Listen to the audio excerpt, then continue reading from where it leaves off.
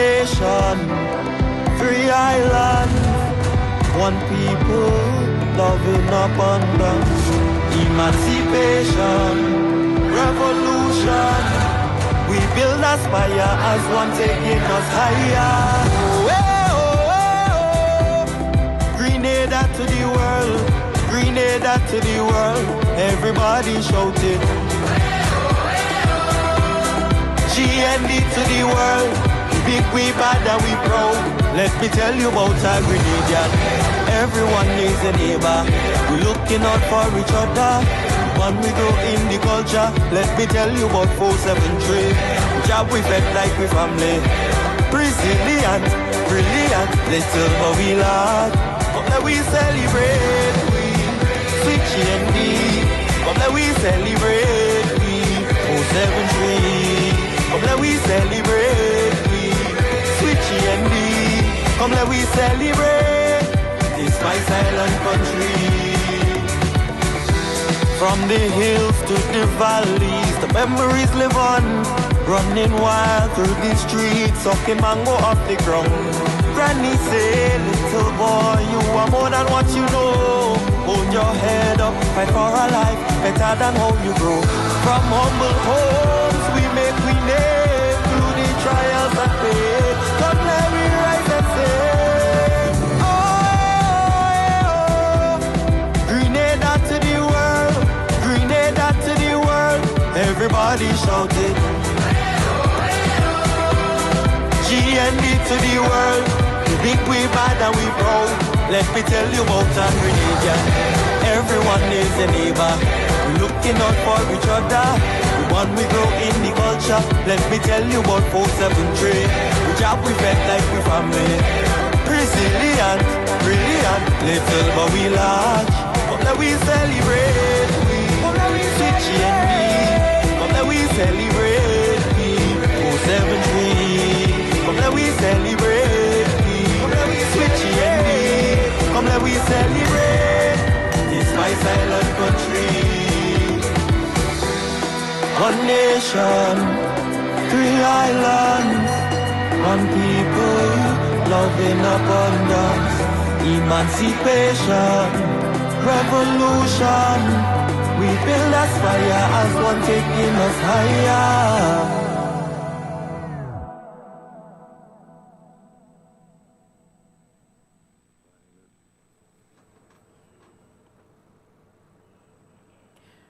Good morning, listeners. Why Bishop laughing? And welcome to Conversation for today, the 29th of January. We began with a very interesting composition and supported by the Presentation Brothers College Choir. But I'm sure you would have recognized Jeremiah, the composer and singer of this new song, new calypso, embodying aspects of our culture as we prepare to celebrate our 52nd anniversary of independence. So we thank God for the talents, the gifts and abilities that He has endowed our people with, and so they are beginning to bring it to light so that we can experience, yes, this the joy of using your talents. So good morning to all. As usual, we have to apologize for the late start, but we are here and we are going to journey through this program this morning. I particularly want to greet all our listeners and viewers, especially those who are unwell. May God continue to guide you and to give you courage to stay the course until the end. So good morning to all of you and welcome to Conversation with our Bishop. Good morning, Bishop. Good morning, madam. I don't know what I should, if you call me Bishop, I don't know what I should call you. Ruth. So good morning, everybody. And I too join in acknowledging the opening song, Calypso, kind of soca BTS. And I notice that it's backed up by the Presentation College Choir and one or two other items, the violin school, which I feel is very important to Grenada because sometimes when you see violin, you think Europe. But when we Grenadians see violin, what do we think of? The string band. Okay. The string band. You have to be Carriacou connected to know about that. I'm missing a Carriacou and Petit Martinique. But really, it's good to see the younger people taking up these instruments, because the last time I heard string band in full in Carriacou, I was just totally enjoying it and loving it.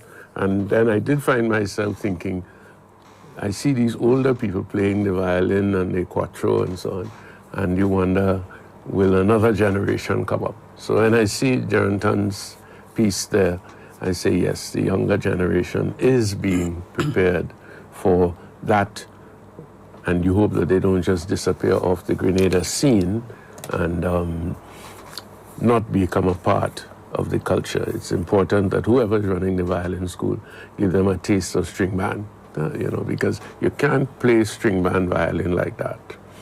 You have to play string band. You have to get it moving on your shoulder and under your neck. What instrument? Can you play any instrument? I can play the fool. You must show me what it looks like. Well, I'm sure you've seen it from time to time. But you mentioned greeting all those who are sick, and I want to name Mr. Filbert, Michael Filbert. He called in to say he's ill, so I'm presuming we won't be hearing him this morning. Yeah. But I will have to try and visit him at some point in time. But I also want to remember my sister, Mrs. Elfie Fritz, who is in Trinidad, but who, apart from being ill herself with a lot of problems of circulation in her legs and so on, she also is taking care of two other family members who are ill. One is her husband, and the other is our dear niece, Colette. So we pray for all of them as we ask God to walk with them through this illness. So, yesterday was the feast of St. Thomas Aquinas. You know anything about Thomas? Well, I know he's a theologian, a revered one, a doctor of the church. And he was able to speak of, I think, science and philosophy and marrying it. I think there was part philosophy and theology. And theology. And he had a passion for the Eucharist, because I was asking you this morning some of the songs that he would have composed or been drawn to, and the heart of the Eucharist, one who, I'm touched by the fact that he's able, such an intellectual, one who is endowed with the gift of research and at the same time remaining humble, intact with his faith, pervading what he's done, and today we can speak about him. Last night I missed the Zoom, but one of the questions was, is what he has done valid for our time? And I said, how could this question, valid for our time? Of course, we would begin to see the validity of what he has done, and many people have really entered there, and the other preachers are the Dominicans who have that desire for that research and teaching and preaching. He's one of the founder. I don't know, not founder. No, he's one of the persons. He's a Dominican. He's a Dominican. Profession. Okay, right. And but of the Dominican order after the founder Dominic himself. Yeah. So you talk about the validity for our age of what he teaches, but Thomas remains an example of the work that has to be done.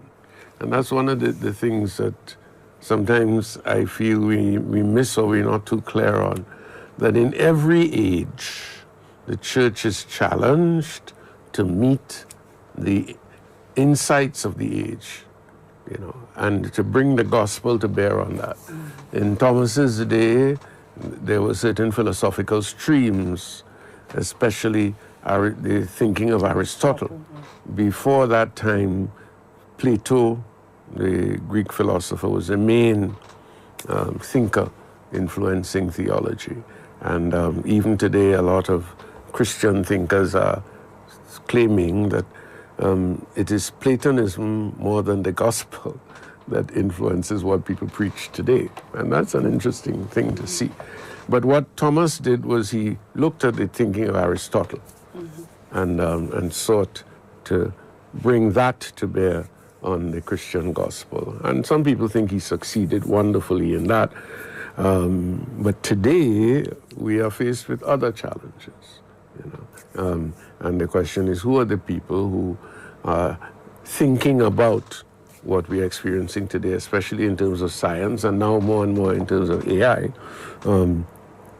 Who are the people facing those challenges today and asking ourselves, what does the gospel have to say? And one of the motto, well, in fact, not just a motto, I think it's a key word for Dominicans, is truth.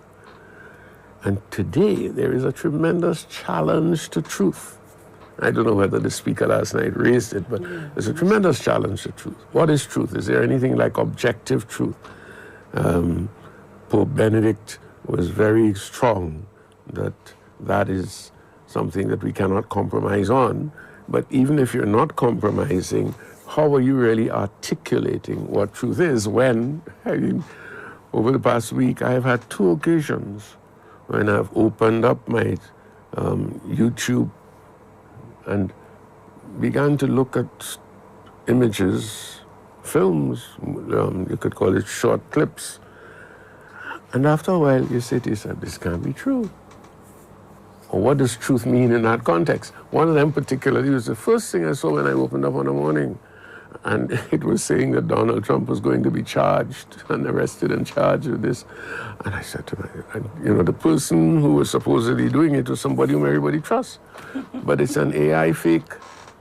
It was an AI fake, And how do we deal with that?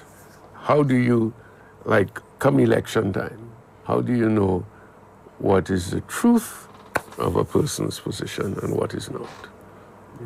So we have some tremendous challenges today. I wasn't able to look in on the Zoom last night, but I'm certainly going to look on it sometime in the immediate future.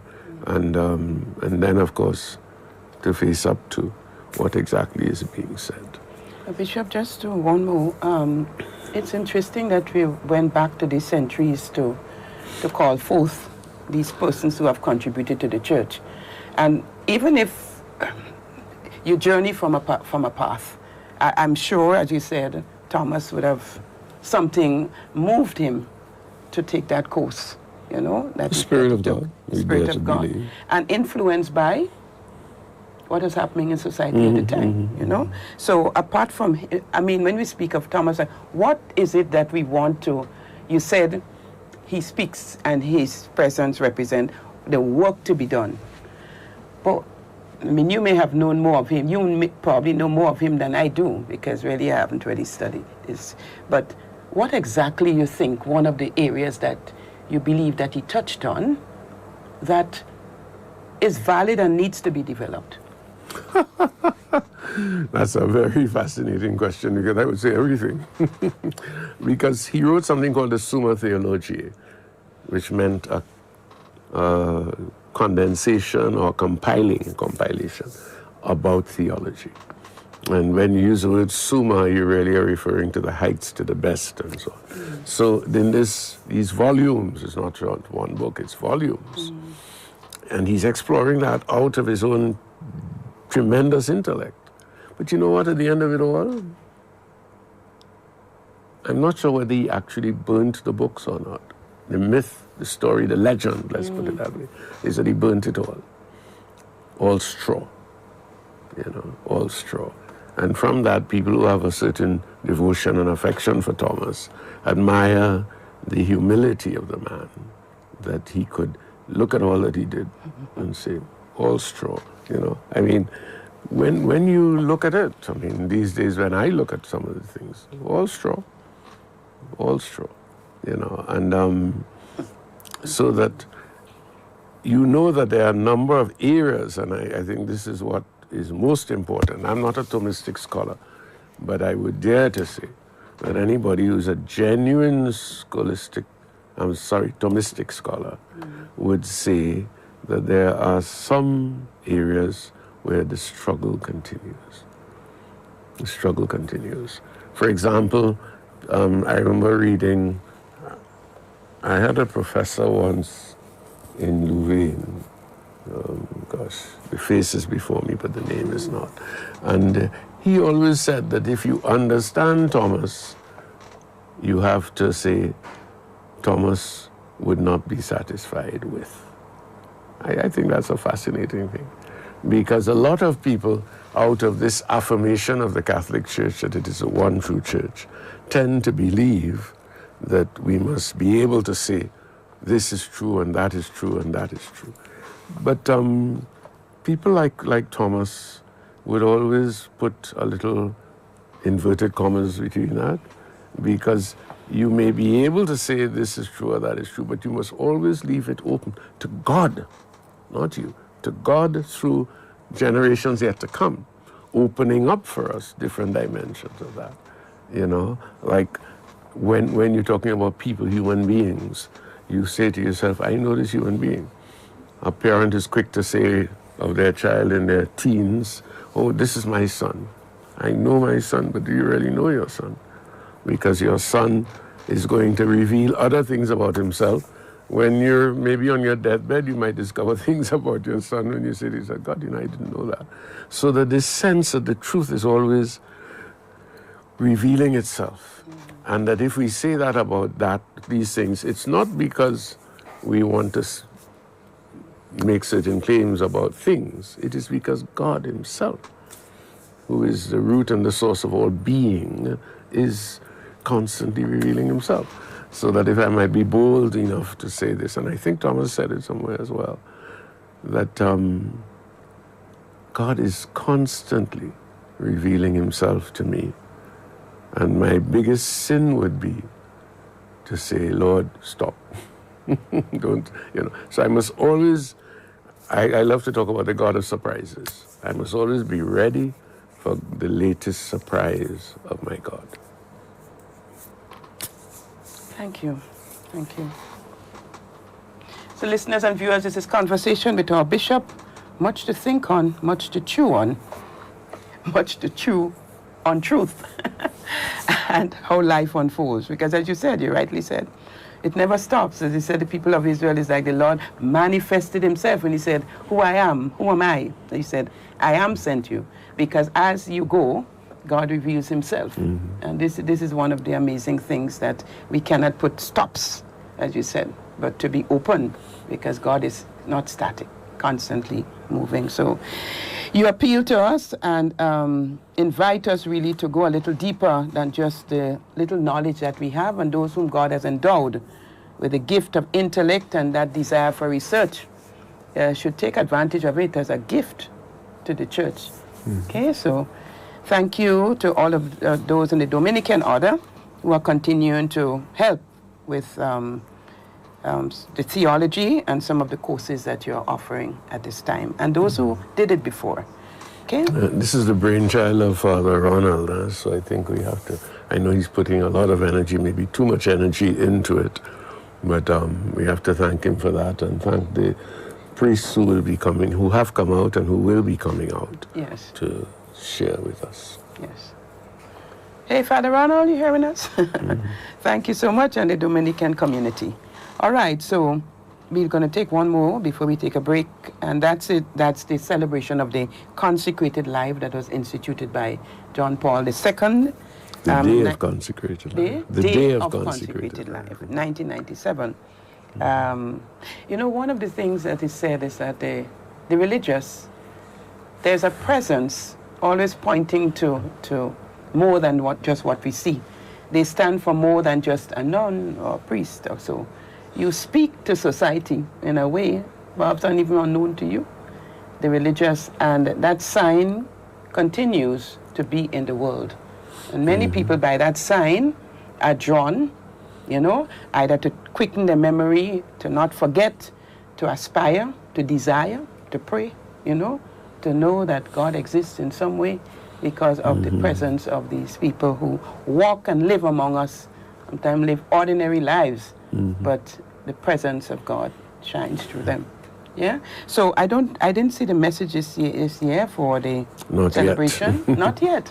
That's the 2nd of February. That is the Day of Consecrated Life. I think Sister Margaret Yamor, who is the one that I think is responsible, together with the other religious, for some program that they would do to really recall this day, they celebrate this day of consecrated Well, life. they usually get together sometime. I don't know what day they're getting together on. Okay. But more particularly, I want to welcome, the surname always eludes me, Sister Therese, handmaid of the Holy Child Jesus, who arrived in Grenada last weekend. She has come to be the third member of the community, because the handmaids are committed to having 3 sisters here, maybe 4. So she's come, and I haven't met her yet. I was hoping to meet her 2 days ago, but I wasn't sure where she was.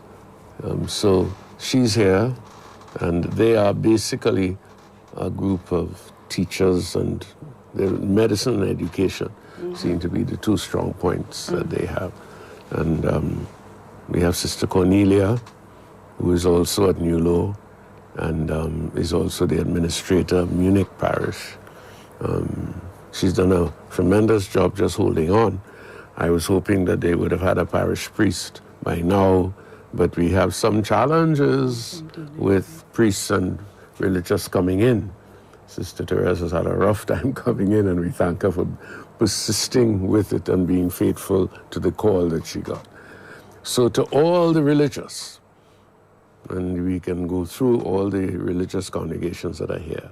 Some of them have been here for a long time, the Clooney sisters over 100 years, you know, and I myself would hope and pray that they might be able to find a new wellspring, even here in Grenada.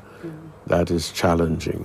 But the work that they've done is unquestionable, and I'm amazed at how God works in some very interesting ways, because before you had nuns as principals of the schools. Now both Clooney schools have lay principals, and the lay women are proving to be quite strong, and that is itself a gift to the church and an inspiration for the young women whom they educate. So as we celebrate this day of consecrated life, we thank God for all the consecrated persons. We have Carmelites, we have handmaids, we have the Sisters of the Sorrowful Mother, we have the missionaries of Teresa system, missionaries of charity, you know. So all of these, and what I like is the way they can come together. On occasions they come together, and I think this day of celebration is a day when they do come together in some way. Pray for them, and as I hope you know, one of the best ways to pray for a group like that is to think of one member of the group and pray for that one member in a very determined way, and then allow your prayer to encompass the whole congregation, the whole group. Okay. Bishop, that day it was also presentation. I remember as a child going to church with your candle. You get your candle blessed, because on the 3rd, which was the feast of St. Blaise, you had the blessing of the throat. So we didn't have this like consecrated life, but the laity was able to celebrate this as a gift with the presentation with the candles, and many elderly people use these candles. You know, they believe that very, very much of the grace that they receive. And with light, I remember this lady saying that if there's a storm coming and whatever, she trusted that, you know, that's what she got from her mother. And would light the candle, you know, that gave her some encouragement. So that's good to hear, because what used to happen, of course, is that people would go for miles to get to their parish church, where there would be mass and so on. Today, nobody wants to go for miles to get anywhere. And therefore, to say that you find out where the priest is celebrating Eucharist and you go, that would have been a natural thing long ago. But I think one of the challenges here is, of course, that many priests don't understand these, what you call them, sacramentals sometimes. The blessing of throats on the Feast of St. Blaise on the 3rd. But the blessing of candles, what Ruthina said, that's very much an established practice of the church. And I like to say, when I was a parish priest, I would always have a few dozen candles blessed along with those that people brought, so that people would come the following Sunday and find out where they have a candle, or, because the idea of praying with blessed candles is a long-standing tradition in the church. I did it until one day I was praying with my blessed candle. I had come back from some function and it was late at night. And I said, before I fall asleep, let me pray a bit. And I liked to pray with this candle. So I put the candle in a saucer thinking it was safe at the foot of the bed. And I was there praying with the candle. The next thing I get up in the morning with all kind of soot all over my face, all over my nose. I didn't realize that the saucer that I had the candle in was plastic. Oh my goodness. So it burnt through the saucer into the carpet. Thanks be to God, the carpet was fire retardant. So I learned my little lesson there, because for the rest of the day I was sneezing black. Well, those are the things you remember until you die. But, yes. Okay, thank you for that. But to remind us to be careful. Yes. When lighting the candle, the time you choose to light it, be careful that, this would not happen to you. Yeah. Or perhaps some of you have this story like the bishop as well. But even on the altar. Yes. And let me make a point here now. We have candles on the altar, and I see both priests and lay people doing it. The candle, it becomes awkward, or it bends a bit and it's leaning on the glass cover. That should be attended to, yes. Yeah. But it should not be attended to, the shade, yes. It should not be attended to at some of the more precious moments in the liturgy. I've seen people actually go to fix a candle during the consecration.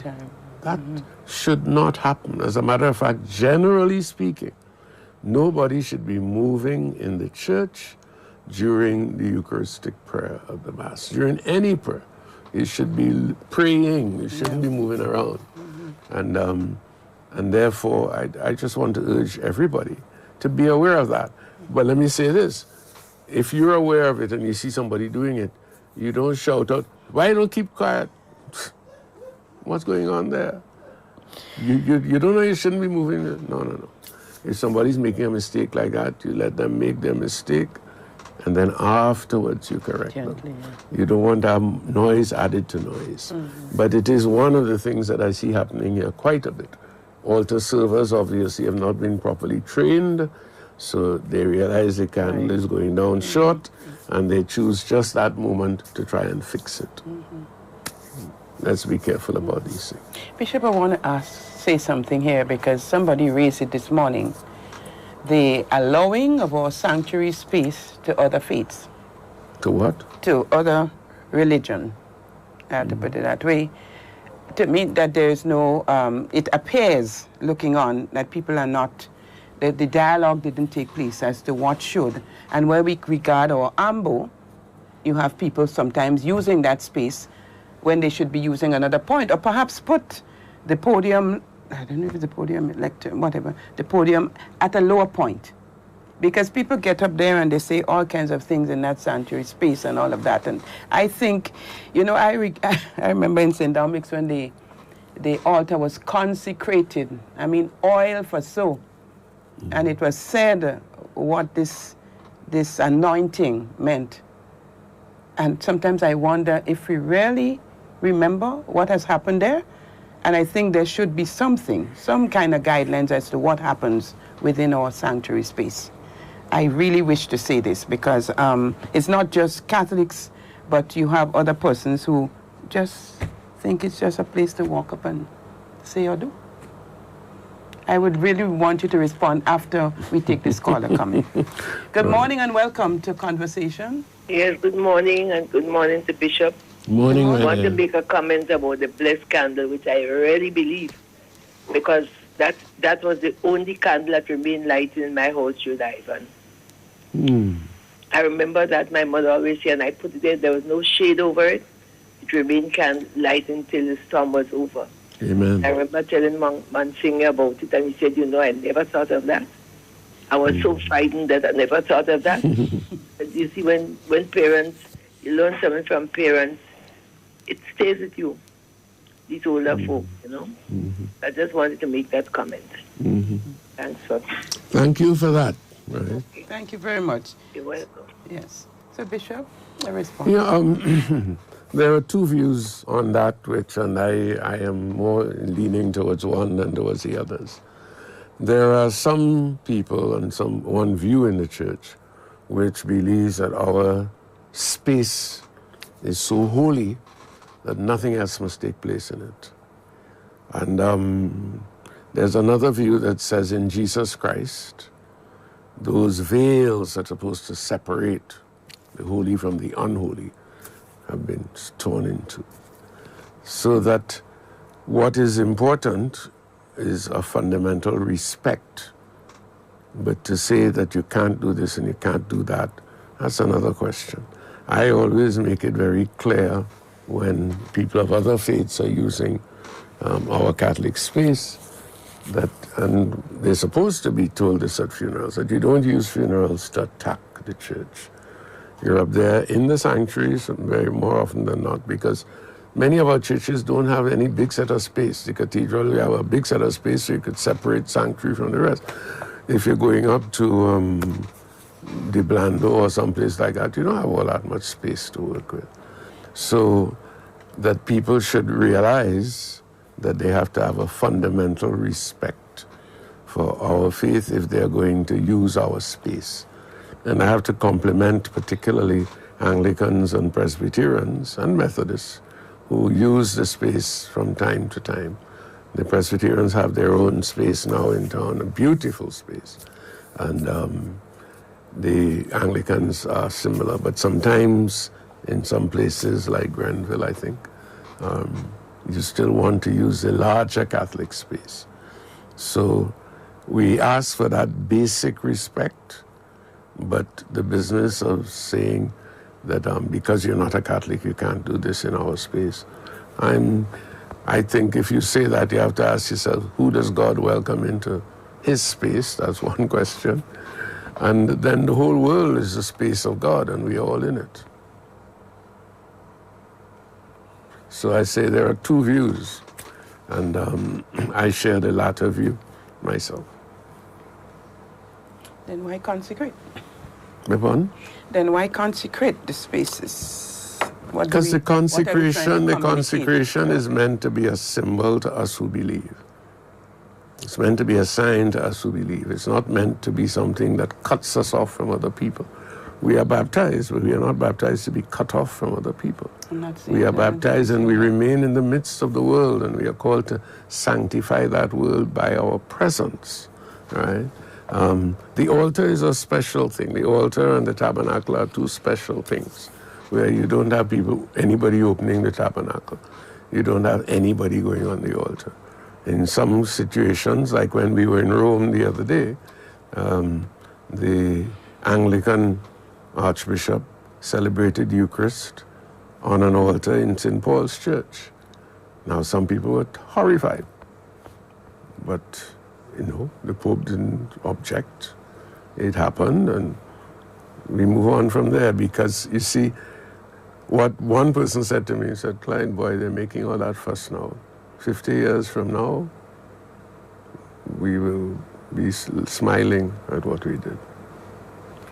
Thank you, Bishop. Listeners and viewers, we're going to take a short break. We'll be right back with conversation. We will move into the gospel when we return.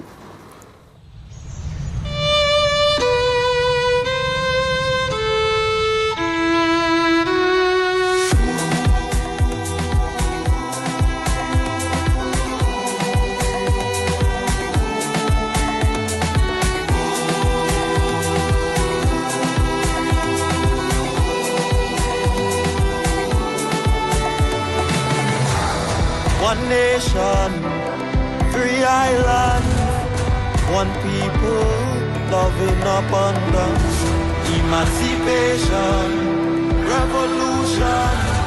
We build a spire as one taking us higher. Oh, oh, oh. Grenada to the world, Grenada to the world. Everybody shouting. GND to the world. Big we bad and we proud. Let me tell you about our Grenadian. Everyone needs a neighbor. We looking out for each other. When we grow in the culture, let me tell you about 473. Job we fed like we family. Brilliant, brilliant, little.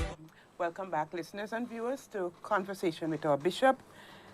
We move into the Gospel for the fourth Sunday in Ordinary Time, Cycle A. Interesting Gospel. It's from Matthew 5, 1 to 12. Seeing the crowds, Jesus went up the hill. There he sat down and was joined by his disciples. Then he began to speak. This is what he taught them. How happy are the poor in spirit, theirs is the kingdom of heaven. Happy the gentle, they shall have the earth for their heritage. Happy those who mourn, they shall be comforted. Happy those who hunger and thirst for what is right, they shall be satisfied. Happy the merciful, they shall have mercy shown them. Happy the pure in heart, they shall see God. Happy the peacemakers, they shall be called sons of God. Happy those who are persecuted in the cause of right, theirs is the kingdom of heaven. Happy are you when people abuse you and persecute you, and speak all kinds of calumny against you on my account. Rejoice and be glad, for your reward will be great in heaven. The Gospel of the Lord. Praise to you, Lord Jesus Christ. Well-known text. There was a time in the church, brothers and sisters, when every good Catholic being confirmed and so on, once you said Beatitudes, they had a sense of what you mean. I have had the experience of asking at one or two confirmations, what are the Beatitudes? Nobody knows. Sad. Sad. But if I might use that as a starting point, one of the problems that we have is that we are not committing to memory some basic things. We used to commit them to memory. And what we know now is that when you commit something to memory and it gets into the sinews, that's a word we use about the deeper areas of our anatomy, the sinews of your being, you can kind of call them forth whenever you want them. You call them forth. And here I just want to say this, that I've seen it time and time again, that some of us grow old, some of us don't grow old, but as we grow older, we are unable to do certain things. And I'm thinking now of a 40-something-year-old and of an 80-something-year-old, two people. And both of them unable to read, in one case unable to hear. But because of what they have committed to memory, they can identify with certain things, you know. And we were listening to that calypso at the beginning and just now. And as I say this, I even remember somebody who once was able to say to me that they didn't pick up the words, but the rhythm enabled them to identify what was being sung. So, how do we bring these things into our deepest selves, into the sinews of our being?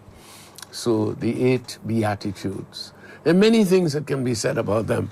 One of the first things that one could say to people is they are not only Beatitudes, but they are Be-attitudes. The attitudes of your being Christian, right? So when you ask yourself, what are the Beatitudes? You're asking yourself a fundamental question about your relationship with God and your relationship with the world. I've said it often enough. that God is not asking you, are you saved? He's asking you, who are you becoming? That is the core spiritual question. Who are you becoming? Are you being saved? God alone knows. But you can answer the question, who am I becoming? Who am I becoming? All right. Matthew's Gospel, chapter 25, challenges us about, do you really know? Lord, when? Lord, when? But as you think about yourself, as you pray, as you ponder, as you review, you have a sense of who you are. And you leave the salvation question up to God. Because all we can say is, Lord, I am. And that being question, it's amazing, it covers everything. When Ruthina earlier was talking about, I am, that's a being question. I am who I am. So even God, in God's own being, that's an important affirmation, if I may put it that way. So when we come to talk about the Beatitudes, it's who are we as Christians called to be? And blessed is an interesting word because it gets beaten about all over the place. First of all, the very pronunciation, blessed or blessed, one syllable or two syllables. But what the word means in the original Hebrew is that you talk about blessed be God, And that could be confusing because you say blessed be God and yet you say blessed are the poor. You say blessed John Vianney or blessed whatever, whoever. So it's a word that has many meanings. But in the Beatitudes, it has a particular call to all of us to enter into God's space and try to ask ourselves, who is God calling us to be? And there's a fantastic image which comes from one of my favorite scripture scholars, N.T. Wright. And he says, when we read the Beatitudes, we must come to it with this understanding, that when we ask ourselves, what is God doing? Or when we are in a particular situation, whether it be war or an accident has happened, and we say, where's God in all of this? And in today's world especially, that became for me a very important point of reference. He says, when God sees trouble in the world, he doesn't send in the tanks. He doesn't send in the tanks. There are some Christian nations that like to claim we're going in because we're trying to defend the poor.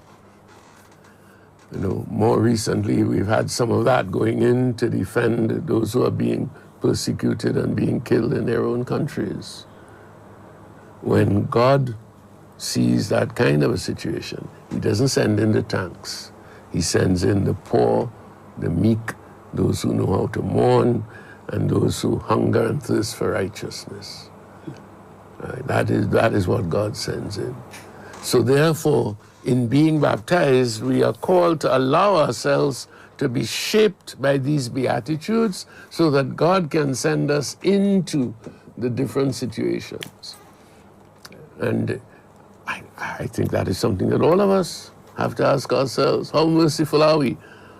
I was tortured by that idea some months ago because the situation in which we are, what is the mercy of God in this situation?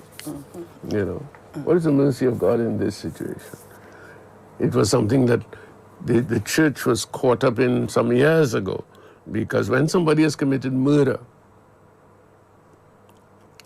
and justice must be done, justice and mercy go together. What is the mercy of God in that?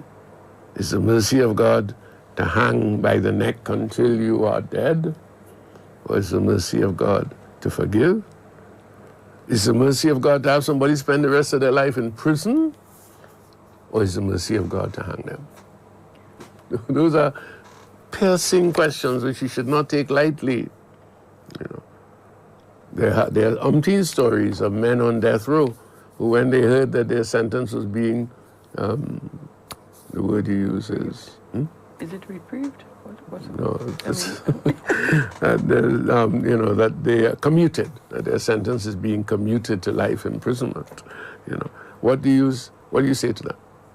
And they say, no, I don't want life imprisonment. The merciful thing is just to cut shoot me or cut my throat, whatever.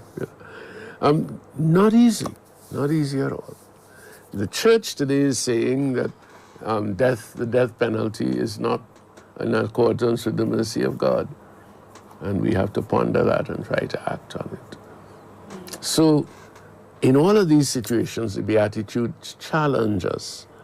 Where is God in our lives? And there's one of them in particular that I love, and I think the last time this thing came up, I spoke of it as well. Blessed are the pure in heart, for they shall see God. Wow. For a long time in my life, I was praying that, saying, blessed are the pure in heart, for they shall see God. If I keep my heart pure, I will see God in heaven. I no longer interpret it that way. I pray for the grace, for purity of heart now. For purity of heart born of my communion with my God. For purity of heart born of my being slow to judge other people. In the hope and the prayer that if I become more and more pure of heart, I shall see God now in other people. I shall see how God is at work in other people, you know. And there's a beautiful image that has come out of the invasion of Venezuela by the U.S., you know. And it came out of the rubbish heap. There's a man, an artist called Vargas, who grew up on the rubbish heaps of Venezuela, of Caracas. But his art is out of this world. He's painting. And anybody watching his painting would not believe that he has grown up in rubbish heaps. Mm-hmm. Blessed are the pure in heart, for they shall see God. When I read that, my mind immediately turned to an experience that I had when I went to Haiti. And in Haiti, the car rims are collected and thrown on the rubbish heap. Car rims, those metallic stainless steel rims. And you know what? There are men in Haiti and women who will take those rims and pound them into works of art. I'm sorry I don't have any images to show you, but it's amazing. It's amazing what people are able to do with rubbish. And to some extent, this is what the Beatitudes are challenging us about. What are our being attitudes that enable us to become God's instruments in the shaping of the world, to become God's instruments not simply in the proclamation of the kingdom, but in the creation of the kingdom here and now, a kingdom of beauty, of truth, and of love. Thank you, Bishop. You know, I once saw the Beatitude read from 5 to 7, the whole of it, not just a little piece. And it's very, very deep, because it's like what was presented was like the photograph of the new man. You know, what God wants to make of each one of us as he endows us with his Spirit, because we cannot put this or become that without God doing that work in us. And as Bishop says, sending us into the places where we probably rather not go. Yes, yes. Sending us in those places to be a light to the people around, to be mercy, to be those who do not judge, because we do that so readily, so easily, so naturally. And this word is calling us to something different, a new man, new nature, new spirit. So thank you. And pray for me, because as I ponder my own future beyond active bishop work, these Beatitudes this morning came to ring in my mind and my heart, you know, that I might make choices that enable me to live them, and that I might be open to the work of the Spirit in me, so that my own being, my beatitude, may be in accordance with God's will. Thank you. We will pray, continue to pray. We're going to take a short break, listeners and viewers. We'll be right back to continue our conversation. We're going to touch on the 50th anniversary of independence when we come back, and some other aspects to the program.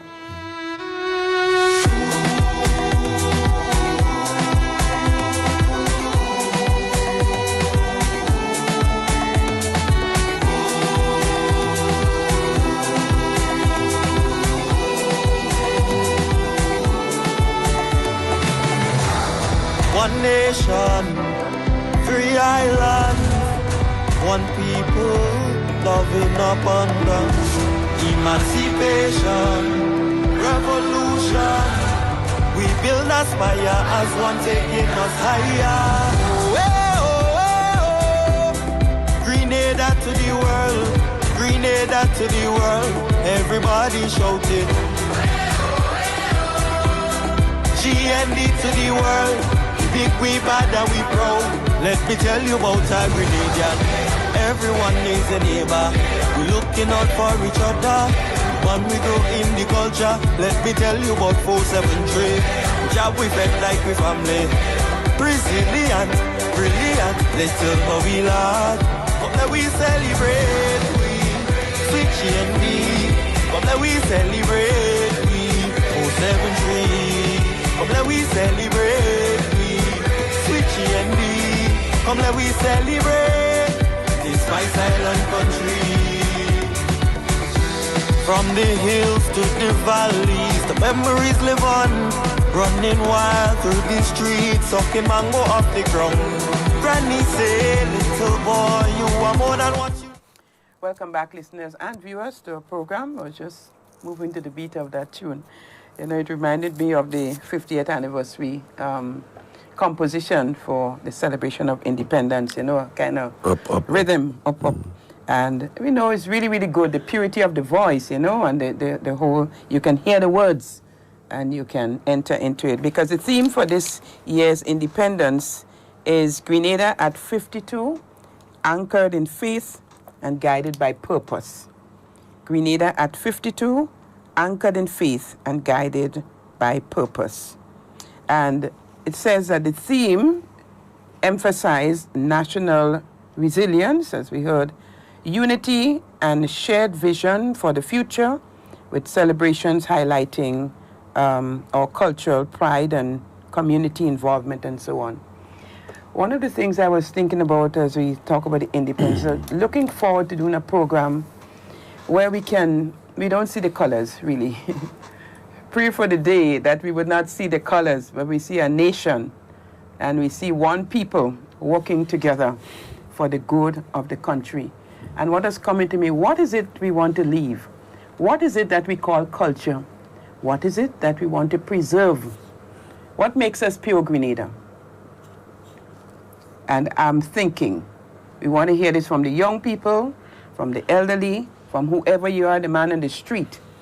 Really, we need to come and have that conversation where we can really and truly speak of those things that we hold us together. You know, not just for a moment of a celebration and then it goes and then we go back to our own colors. But are you calling for Grenada to be colorblind? Well, we can be that sometimes. Sometimes we need to be colorblind. No, but I think that it's very clear that we are losing through the same alignment with colors, the deeper meaning of what we should be as a nation. I like the expression you use, the alignment with colors, because I love the colors. I am totally amazed at what Grenadians have been doing with the colors. Yeah, that's what fantastic. I think we forget sometimes is that we have green and gold, but the red is also in there, you know. The red is also in there. And sometimes we put a bit of black in there and a bit of white in there. And it's there was a program the other day. That's a Trini flag. No, all right, no when problem. you bring them all together, that's the Caribbean flag. All right? And you bring them all together. Because I saw a program the other day where somebody was doing a tabletop. And they had an ordinary piece of wood, which was jagged at the edges and so on. And then you saw them pour different colors.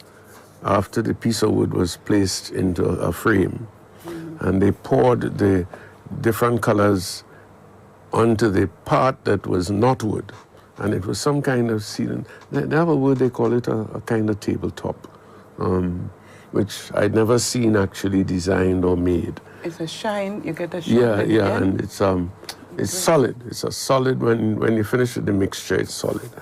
But it really struck me that the mixing of the colors and the, beautiful tabletop. Beautiful tabletop. Mixing of the colors. Yeah, so, and we in the Caribbean have all kind of color. Oh, yes. So let us, I hear what you say, that the colors must never be a source of tension, a division. It will lead ultimately to death. But if we can find ways of bringing the colors together. And you've touched on something which I was going to say myself in terms of 52 years of independence, that we have to ask ourselves, what does independence mean? And is there, from our government, a purpose which is beyond just the annual celebration? What are we doing as government and church to bring our people together? We're too small to have these divisions. We're too small that every time somebody says something, we feel we have to get up to drag them down, to belittle them. That is always in my sight wrong, We're too small for that. And if we are going to stand up to, as I see our government trying to do, stand up to the bullies around us, we can't stand up to the bullies when the bullies know that as long as they give something to one side, they can mash everything up. No. And I long for the day when we won't be having elections wondering who is getting support from outside agents, because that is a constant question throughout the region. Not only in Grenada, it's a question in Trinidad, it's a question in Jamaica. The next time you have elections, who will the U.S. or Great Britain support? It's a critical question throughout. So we have to build our independence. We have not only to celebrate it, but to create it as we go on, and to be able to thank God for that. Okay. So that speaks of the celebration usually takes the form of motorcade and, discussion, beautification of your communities and villages. It also means for us to watch the trends that are taking place in our various communities. I think there have been the building of community centers. There has been lights on the court, and, you can see attempts being made to gainfully occupy, the youth. Because sports is an integral part in development and so on. So we need to, as I said, continue to work towards that, but also when we come together for the service of Thanksgiving, it's not just for a few people. As a nation, we come together to thank God, and there are many things that we can thank God for. Or relatively peaceful nation. When is the Thanksgiving service? That's on the 1st, that's Sunday the 1st of February, at St. Peter's in Guave at 3 p.m., okay? So we are all encouraged to be a part of the Thanksgiving service and to celebrate the goodness of God, not just by words, beautiful song, but really by our lives, and our moving together as one nation, one people. And, people like to talk about the Republic of Guave, but I hope the people of Guave turn out for this service on Sunday, because without them, something will be lacking. Have become converged to that point. Yeah, but I know people converge, but I've seen it happen where people come converging and the people from the area are not there. Not there. So I hope, especially the Catholics of Goa who will go to Mass in the morning, also turn up for the 3 p.m. service. Okay. The theme is interesting, don't you think? Yes. Anchored in faith, you mean? Do you have a different theme, or we have the same thing? Anchored by faith and Guided by purpose. That's a used word, purpose, you know. Oh yes, Finding my purpose-driven life and yes, that all kind of this, thing. like, you know. Yeah. But what faith? Anchored in Ah, very good question. Anchored in what faith? You know. And one of the things I was thinking of, although I'm not preaching at the service, is there's a faith that is there in all our lives. We could not live if we didn't have faith. And we have to have a fundamental faith about life itself. Like when I get up in the morning, if I don't believe that the floor is there under my bed, where do I put my foot? You know, to be a faith-filled person in the sense that you have a basic trust that life itself. And that trust is because we are able to have that trust that we can claim to believe in God, in a God who holds everything together. You know, the mistake that we make is that we say anchored in our faith, meaning whether I'm Christian, something else, or no. There is that basic thing. And then because of our experience in the communities in which we live, that faith becomes rooted in the Christian teaching or whatever it is. But, and then we come back to something which we touched on earlier on, that are you anchored in the true faith? You know, what is faith? do you? And for us as Christians, for example, the Christian message is not only about Jesus, it is about God doing a whole set of things in the world, in creation, and in and through Jesus. But there are some people who are only focused on Jesus, and that's all they see. But as Christians, we believe in Father, Son, and Spirit. We believe in God, creator of heaven and earth, you know. So it's to have that breath of faith that we're anchored in. And then guided by purpose. Well, who's to articulate that purpose? Who's to tell us what that purpose is? You know, our Christian message is that purpose is to be sons and daughters of God, to claim the inheritance that is ours in Jesus Christ. But if your purpose is to get rich, your purpose is to get power, distinctions that Grenadians don't make. You know, and we become, our purpose is to become rich. Our purpose is to hold control of, to control this, control that, control the other. And we find it very hard to talk about those things that really would condemn us if we were to talk about it. We could explore that a lot more, but the time is, you know, we don't have as much time. What I was saying is I guided by the purpose. Why am I Grenadian? Why am I here on this plot of land? What's my purpose? You know, what am I called to contribute? What am I called to be wherever I am? You know, as a Grenadian, not just confined to my country, because we move. We move throughout the Caribbean, we move throughout, but as a Grenadian, what is my responsibility? As you spoke about, the same thing with baptism. Because of my baptism, I am called to do certain things. It's not an option. You know, I am called by baptism to be. To be good news, you know, to be a good citizen of my country, to make my contribution, you know. So maybe this we will have to hear who is the person that will be doing the main discourse at the service. Perhaps he might be approaching. The Seventh-day Adventist minister. Oh, okay. Well, we listen to where he's coming from, but the people who put the theme together, maybe they have something else in mind too. It's like the topic could be taken from all different angles. But well, this is where we trust the Spirit of God. We have to trust the Spirit of God. Okay, so let's move on, Bishop. The Pope and the King? What combination is this here? You want to guess? I don't think I want to guess. I know they said they were praying together. I know that's one of the yes, things, but I don't know what else you want to speak of. I am amazed at how people are not willing to confront that reality.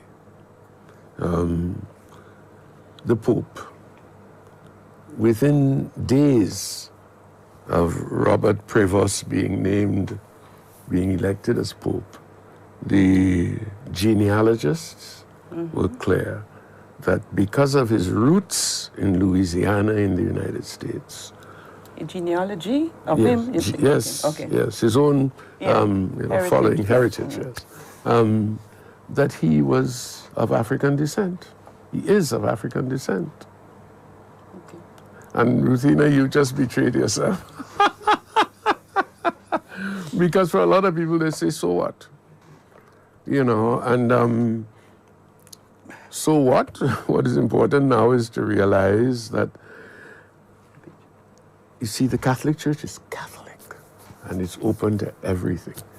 And because of that, we're able to rejoice in everything. And there are some people in the United States who feel strongly about their ancestry. And at this moment in the history of the United States, that is becoming very, very important. Because there are people who want to deny people the right to vote and so on, simply because of their ancestry. And the church itself is torn, you know. So that people are able to rejoice in that, that's a critical thing. And then you have the question of England. And I remember saying to myself, my God, it's amazing. The same genealogical investigations have shown that since, I think it's the 16th century, the King of England, George III, married a black woman from Portugal, you know, of African ancestry. And what that means is that all these kings and queens since then have had some African blood in them, although they are quick to say we are lily white. Now, it's only now that the history is coming out. And as one commentator was very incisive, and he said, you know, there are people in England today who still will claim that Meghan Markle was an abomination, that she should become part of the royal family. And that's why Harry made that mistake. If he had not made that mistake, the British royal family would still be doing okay. Ha, ha, ha. You know. And I thought I would bring it up because, I mean, my own term is coming to an end, and I don't know when next something like that will come up. But I think it's important for me. What other people may say, that's their challenge, to help Catholics here to understand that the whole question of race and ethnicity is something which we have to try to move not beyond, but to integrate into our reality. That when I say that the Catholic Church is not a European church alone, it's a church that is searching, it is discovering its roots, and in discovering its roots, it's moving into a different dimension. I don't know whether Leo XIV will ever address this issue. He will have to address it when he goes to the United States. He can't avoid it. He will have to address it. But beyond that, but that we ourselves must not be caught up in the stupidities of people who love to claim that people of African descent are inferior. People of African descent have no place, you know. And even when Leo was elected, there were people who say, God, thank God they didn't elect an African. They did elect somebody of African ancestry. Cardinal Arinzi spoke about that, eh? Yeah, well. Saying that there has never been a saint from, I don't know if he was referring to Nigeria, but he was in an interview speaking about that. He was citing some priest who really helped him.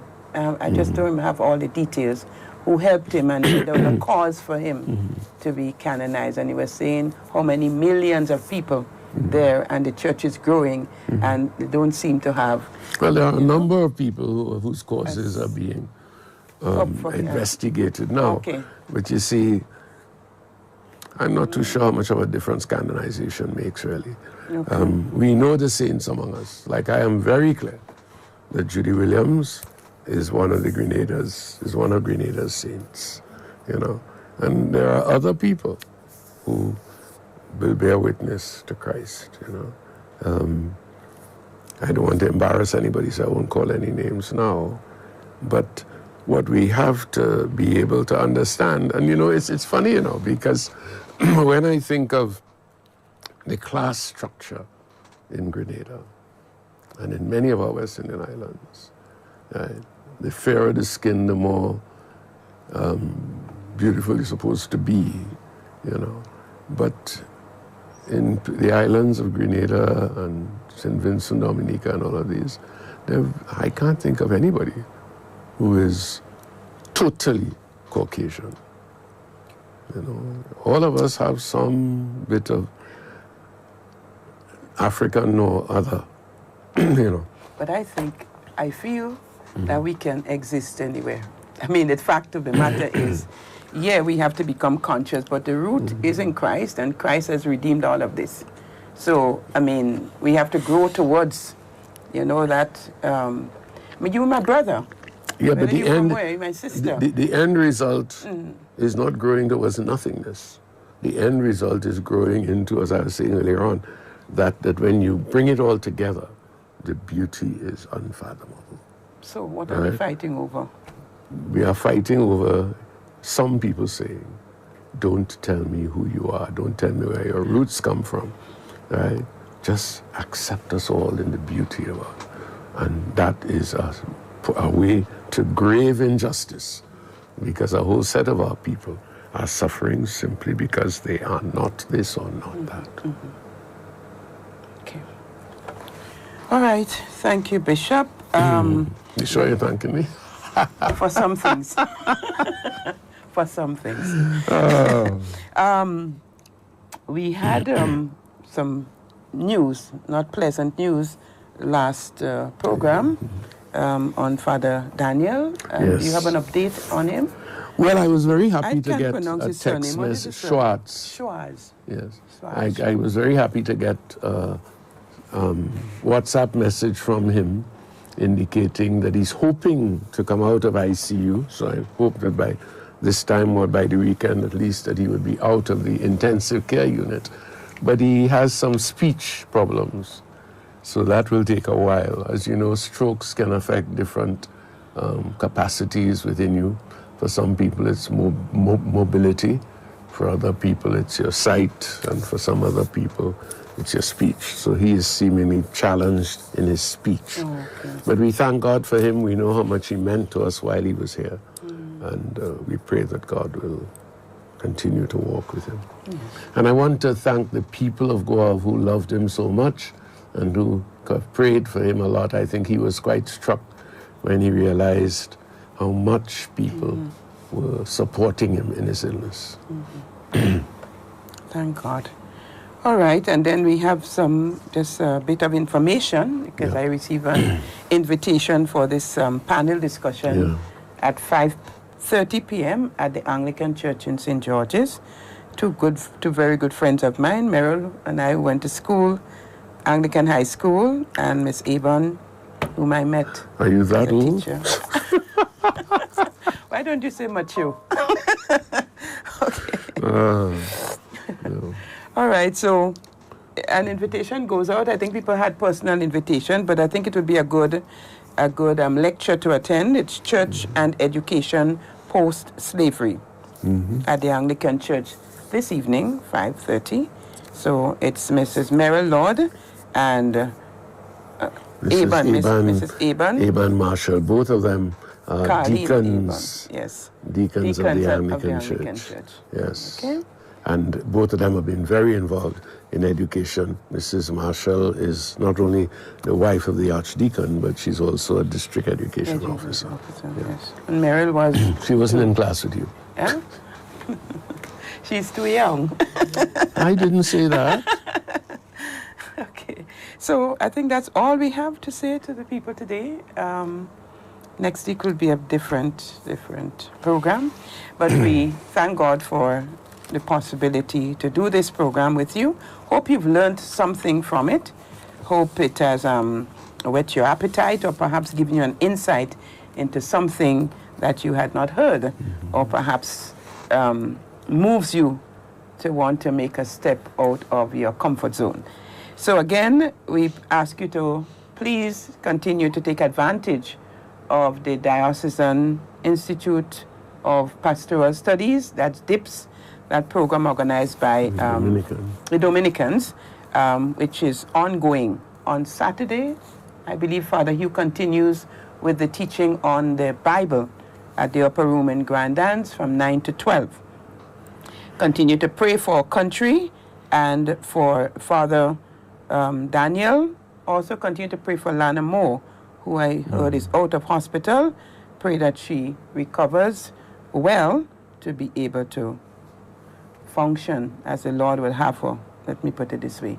And don't forget the Mass, the Thanksgiving service at St. Peter's Church Corp on Sunday the 1st of February in honor of our 52nd anniversary of independence. So thank you. Join us for Holy Mass in a short while.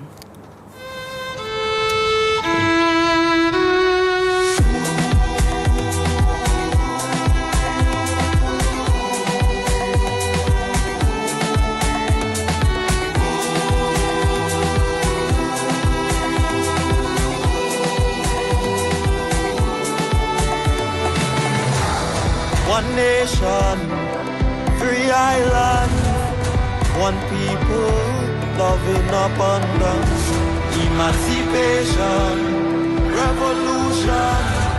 We build, aspire as one, taking us higher. Grenada to the world, Grenada to the world. Everybody shouting. GND to the world. Big, we bad and we proud. Let me tell you about our Grenadian. Everyone needs a neighbor. We looking out for each other. When we grow in the culture, let me tell you about 473. Job we felt like we family. Resilient, brilliant. Let's turn we love.